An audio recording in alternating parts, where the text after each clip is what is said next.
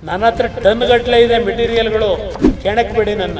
ಈ ಸರ್ಕಾರ ಕೇಳ್ತೀನಿ, ನಿಮ್ಮ ಸರ್ಕಾರದ ದರಿದ್ರ ಕಸ ತುಂಬಿಡ್ತಾ ಇದ್ದೀರಲ್ಲ ಈ ರಾಜ್ಯದೊಳಗೆ, ತಿಂದು ತಿಂದು ಕಸ ಆಗ್ತಾ ಇದ್ದೀರಲ್ಲ ಈ ರಾಜ್ಯದೊಳಗೆ, ಈ ಕಸ ಕ್ಲೀನ್ ಮಾಡ್ತಕ್ಕಂಥ ಟೆಂಡರ್ನ ಈಗ ತಗೋತಾ ಇದ್ದೆ. ನಾನು ಒಂದು ಮಾತು ಹೇಳ್ತೇನೆ ಸ್ಪಷ್ಟವಾಗಿ, ನಾಡಿನ ಜನತೆಗೆ, ನಾನು 4 ಎಕರೆ ಒತ್ತುವರಿ ಮಾಡ್ಕೋಬೇಕಾ?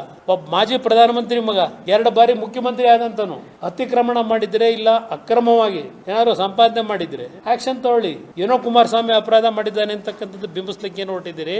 ನಾನೇನು ರಾಜಕೀಯದಿಂದ ಫಲಾನುವಾದ ಮಾಡಲ್ಲ. ಆನ್ಲೈನ್ ಲಾಟ್ರಿ ಜೊತೆಗೆ ಎಲ್ಲಾ ಲಾಟ್ರಿ ಬಂದ್ ಮಾಡಿದೆ ನಾನು.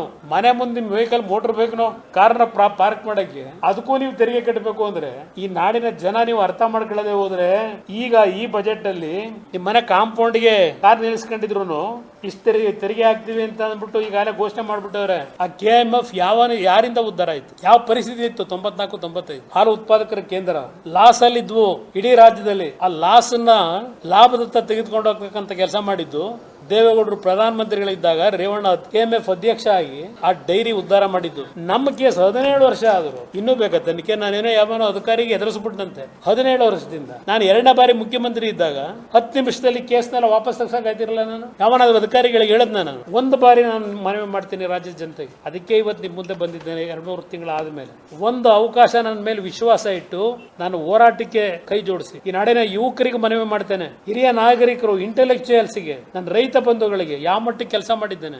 ಒಂದು ಬಾರಿ ನನಗೆ ಶಕ್ತಿ ಕೊಡಿ. ಈ ಭ್ರಷ್ಟ ವ್ಯವಸ್ಥೆ ಏನಿದೆ ಎಲ್ಲಾ ರೀತಿ ಅನುಭವ ಆಗಿದೆ ನನಗೆ. ನಾನೇನು ರಾಜಕಾರಣ ಮಾಡಿ ದುಡ್ಡು ಸಂಪಾದನೆ ಮಾಡ್ಲಿಕ್ಕೆ ಇಲ್ಲಿ ಬರಲಿಲ್ಲ. ಯಾವುದೋ ಒಂದು ಅನಿವಾರ್ಯವಾಗಿ ಬರಬೇಕಾಯ್ತು. ಆಡಳಿತ ಯಾಕೆ ನಡೆಸಬೇಕು ಅನ್ನೋದು ತೋರಿಸಿದ್ದೀನಿ. ಹಲವಾರು ಕಡೆ ಇವತ್ತು ಚರ್ಚೆ ನಡೀತಿದೆ. ಇಲ್ಲಪ್ಪ ಕುಮಾರಸ್ವಾಮಿ ಅಂತ ಬಂದು ಒಳ್ಳೆದು ಡೆಲ್ಲಿಗೆ ಹಾಕಿ ಹೋದ, ಬಹಳ ಜನ ಮಾತಾಡೋದು ಕೇಳಿದ್ದೀನಿ. ನನ್ನ ಮೇಲೆ ವಿಶ್ವಾಸ ಇಡಿ. ನಿಮ್ ಬದುಕು ಸರಿಪಡಿಸ್ಕೊಳ್ಳಿಕ್ಕೆ ನಂದೇನಿಲ್ಲ. ನಾನು ಚೆನ್ನಾಗೇ ಇದ್ದೀನಿ. ಸ್ವಲ್ಪ ಆರೋಗ್ಯದ ಸಮಸ್ಯೆಗಳಿರ್ಬೋದು, ಆದ್ರೆ ದುಡಿಯೋ ಶಕ್ತಿ ಎಲ್ಲೂ ನನ್ನ ಆರೋಗ್ಯದಲ್ಲಿ ಕಡಿಮೆ ಆಗಿಲ್ಲ.